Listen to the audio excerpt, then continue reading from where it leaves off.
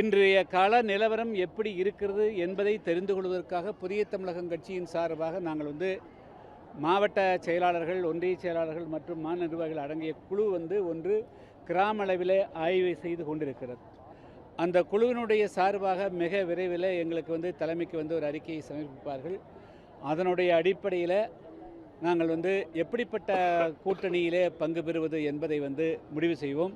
அந்த முடிவு செய்வதற்கு இன்னும் ஒரு வார காலமாகலாம், அல்லது எப்படி இருந்தாலும் பிப்ரவரி மாதம் முதல் வாரத்துக்குள்ளாக எங்களுடைய நிலைப்பாட்டை ஓரளவுக்கு நாங்கள் தெளிவுபடுத்திடுவோம். நீங்கள் சொல்கிறதுலேருந்து திமுக கூட்டணியில் இப்போ பல்வேறு குற்றச்சாட்டுகள் முன் வச்சிருக்கிறீங்க அப்படின்னா அதுக்கு ஆப்போசிட் அதிமுக கூட்டணியில் இணைவதற்கு வாய்ப்புகள் இருக்கா? இல்லை, நாங்கள் ஸ்ட்ரெயிட் ஃபார்வேர்டாக நாங்கள் எதையுமே நாங்கள் உண்டு இல்லைங்கிறதில்ல.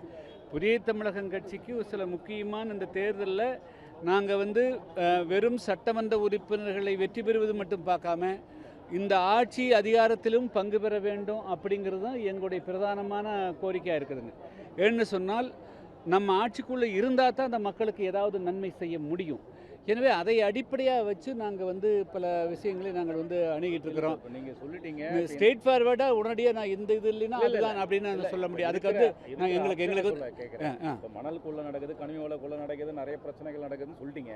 ஸோ டிஎம்கே அலைன்ஸில் நீங்கள் போகலாங்கிறது இதன் மூலமாக புரிஞ்சுக்கலாம். அப்போ இருக்கிறது இன்னும் விஜய் தலைமையில் போய் அந்த கட்சியில் அணியில் இணைவதற்கு வாய்ப்புகள் இருக்கா? இல்லை அதிமுக அணி என்டிஏ அணையில் போய் சேர்றது அதை தாண்டி வேறு வாய்ப்புகள் இல்லையே? இல்லை, என் கூட வரவங்களுக்கு ஆட்சி பங்கு கொடுக்கப்படும். இல்லை, அதாவது நாங்கள் இன்று 2026ஆம் ஆண்டில் என்னை பொறுத்த மட்டும் தமிழ்நாட்டில் தனி கட்சி ஆட்சிக்கு வருவதற்குண்டான வாய்ப்பு மிக மிக குறைவுங்கிற மாதிரி என்னுடைய ஒப்பீனியன் ஆச்சுங்களா. யார் எந்த நிலை எடுத்தாலும் கூட்டணி ஆட்சிக்கு தான் வரணும். இதுதான் மக்களும் எதிர்பார்க்கிறார்கள். என்று சொன்னால் தமிழ்நாட்டில் ஒரே கட்சி ஆட்சி முறையின் மீது மக்களுக்கு ஒரு கசப்புணர்வு இருக்குது. எல்லாரும் சேர்ந்திருந்தால் இன்னும் தமிழ்நாட்டு மக்களுக்கு கூடுதலாக நன்மை கிடைக்கும் என்று எதிர்பார்க்கிறார்கள். இதை மனசில் வச்சு நாங்கள் ஒர்க் பண்ணுவோம். இப்பொழுது நாங்கள் இந்த கட்சி தான் கூட்டணி என்று நாங்கள் சொன்ன வச்சு நாங்கள் இன்னொன்று கேட்குறோம். கூட்டணி ஆட்சி அப்படின்றது இது வரைக்கும் நம்ம தமிழ்நாட்டில் யாருமே பேசாத ஒன்று. ஆஃப்டர் விஜய் தாவேக்காவுக்கு அப்புறம் தான் கூட்டணி ஆட்சி அப்படின்ற நம்பிக்கை உங்களுக்கும் வந்திருக்குங்க? இல்லை, அதாவது நாங்கள் கட்சி ஆரம்பித்த காலத்திலிருந்து தமிழ்நாட்டில் ஆட்சி காலத்தில் பங்குங்கிறது தான் எங்களுடைய மிக முக்கியமான பிரின்சிபலாகவே இருக்குதுங்க. இப்பொழுது ஒருவர் சொன்னதுக்காக நாங்கள் அதெல்லாம் ரிப்பீட் பண்ணல. தமிழ்நாட்டில் 96ஆம் ஆண்டு புதிய தமிழகம் கட்சி துவங்கப்பட்ட காலத்திலிருந்து நாம் ஆட்சி அதிகாரத்துக்கு வரணும் அப்படிங்கிறது தான் நாங்கள் வலியுறுத்திட்டு வரக்கூடியது. அது ஏதோ அந்த பதவியில் உட்காரணும், பதவியில் உட்கார்றதுக்காக நாங்கள் சொல்கிறதில்ல.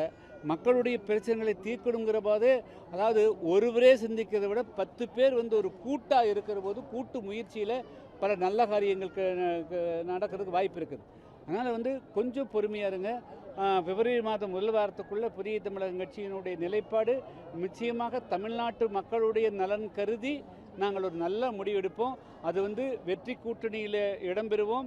நாங்கள் பங்கு பெறக்கூடிய கூட்டணியை வெற்றி பெறவும் வைப்போம், நாங்களும் வெற்றி பெறுவோம்.